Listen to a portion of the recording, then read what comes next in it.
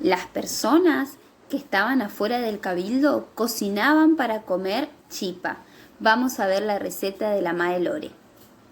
Hola chicos, soy la Mae Lore. Hoy vamos a preparar la masa para la chipa. Para eso vamos a necesitar harina, sal,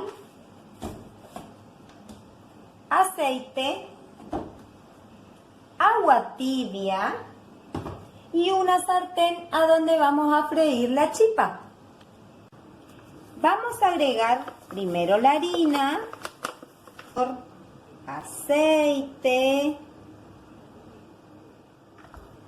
agregamos sal,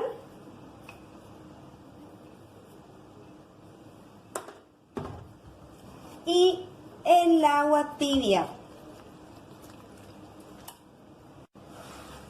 Amasamos bien, amasamos muy bien hasta que se una todo. Dejamos la fuente. Ya que tenemos bien amasada nuestra masa, separamos en bollitos así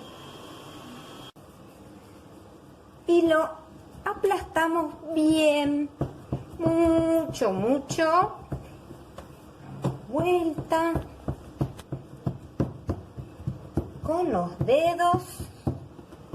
Por último, mamá pone a freír las chipas.